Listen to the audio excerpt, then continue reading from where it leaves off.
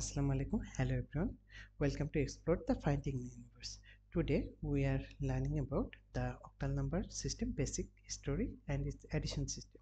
So let's start. তো আমরা যদি octal number সিস্টেমের প্রাথমিকভাবে দেখতে চাই তাহলে এটা কিছু ইতিহাস যদি আমরা দেখি তাহলে দেখব যে ডিজিটাল ইকুইপমেন্ট কর্পোরেশন তাদের PDP-8 কম্পিউটারে অক্টাল পদ্ধতিতে ডিজিটাল লজিককে জনপ্রিয় করে তোলে। তো আমরা যদি প্রাচীন যুগের দিকে তাকাই যে অক্টাল নাম্বারটা আসলে কিভাবে কাজ হতো, তাহলে প্রথমত হচ্ছে মানুষের আঙুলের 3টি গিট ব্যবহার করা হতো গণনা করত, এবং 1700 শতকের দিকে গণিতবিদরা বিভিন্ন সংখ্যা পদ্ধতি নিয়ে পরীক্ষা নিরীক্ষা শুরু করেন। 1930-এর দশকে প্রথম বাইনারি সংখ্যা পদ্ধতির ধারণাটা প্রতিষ্ঠা হয়ে যায়, এবং 1950 সালে কম্পিউটার ডিজাইনের যে বাইনারি কোড সেটা সংক্ষেপে প্রকাশের জন্য অক্টাল ব্যবহার করা হয়। কারণ বাইনারি যে সংখ্যা পদ্ধতিটা ছিল সেটি আসলে অনেক বড় ডিজিটে লাগতো এবং অনেক নির্ভুল হওয়া লাগতো। তো এটাকে সংক্ষেপ করার জন্য আমাদের অক্টাল পদ্ধতিটা ইউজ করা হয়। তো 1960 সালে PDP-8 নামে একটি অন্যান্য কম্পিউটার অক্টাল পদ্ধতি সংখ্যা পদ্ধতির জন্য প্রোগ্রামিং করে।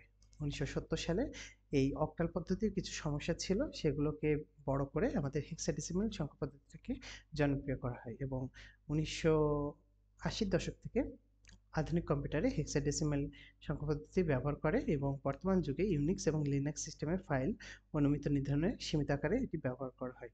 তো চলেন আমরা একটু হিস্টোরিটার দিকে যদি আলোকপাত করি। তো বাইনারি আসলে আমাদের ছিল হচ্ছে 2 বিটের ক্ষেত্রে। তো অক্টালে হচ্ছে আমাদের হচ্ছে টোটাল ডিজিট হচ্ছে 2 টু দি পাওয়ার 3, আর এখানে হচ্ছে আমাদের টোটাল কম্বিনেশন ছিল 2 টু দি পাওয়ার 4। আচ্ছা, তো আমাদের হচ্ছে 3 বিটের ক্ষেত্রে সর্বোচ্চ আমাদের যেই 0 থেকে 1 2 3 4 5 6 এবং 7, তো আমাদের টোটাল হচ্ছে 8টা বিট আমরা ইউজ করতে পারতাম অক্টালের ক্ষেত্রে। ঠিক সেই জায়গায় দাঁড়িয়ে আপনার হেক্সাডেসিমাল হচ্ছে 16টা যে বিট বা 16টা যে সংখ্যা পদ্ধতি, 16 বেজের, সেটাকে আমাদের ধারণা দেয়, যার জন্য আমাদের এই অক্টাল থেকে আমরা হেক্সাডেসিমালে দ্রুত শিফট হয়ে যাই।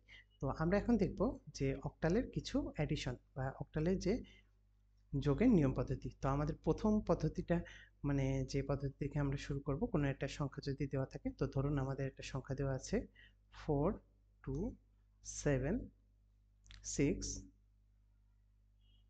4 7। তো এটাতে হচ্ছে আমাদের অক্টাল সংখ্যা পদ্ধতিতে অক্টালে যোগ করতে হবে। তো এই যোগের ক্ষেত্রে আমরা যে জিনিসটা করব, প্রথমে হচ্ছে ডান দিক থেকে শুরু করব, অর্থাৎ একদম ডানের দিক থেকে আমরা কাজটা শুরু করব। এরপর আমরা ক্যারি যোগ করব, পরবর্তী কলাম কাজ করব এবং ফলাফল লিখব। তো আমরা প্রথমে হচ্ছে এখানে যোগ করব, তাহলে 7 আর 5 12। আমরা যদি প্রথমে এটা ডেসিমেলে করি তাহলে হচ্ছে 12।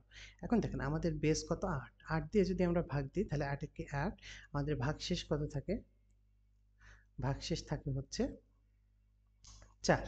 তো আমরা এই 4টা লিখবো এবং এই 1টাকে আমরা ক্যারি রেখে দিব। এই 1টাই আমাদের ক্যারি থাকলো, এই 1 আমরা এখানে লিখলাম। তাহলে আবার যদি আমরা দেখি 3 আর 4 কত হয়, 7। যেহেতু 8 অতিক্রম করেনি তাহলে আমরা 7টাকে আবার লিখলাম। এরপর দেখেন 6 আর 7, 6 যোগ 7 সমান 13। তাহলে 13কে আমরা যদি 8 দিয়ে ভাগ দিই তাহলে ফলাফল পাবো 1, এবং ভাগশেষ কত পাবো আমরা, ভাগশেষ পাবো হচ্ছে 5। তাহলে এই ভাগশেষটা আমরা 5টা লিখলাম, এবং আমাদের যে ক্যারি ছিল ক্যারিটা এখানে আসলে যোগ হয়ে যাবে এখানে। তো এখানে হচ্ছে আমাদের ক্যারি হচ্ছে 1, তাহলে আমরা লিখলাম 1574। এটা হচ্ছে আমাদের অক্টালে এটা যোগ। তো আমরা আরেকটা যদি যোগ দেখি তাহলে 3 7 5 2 4 6।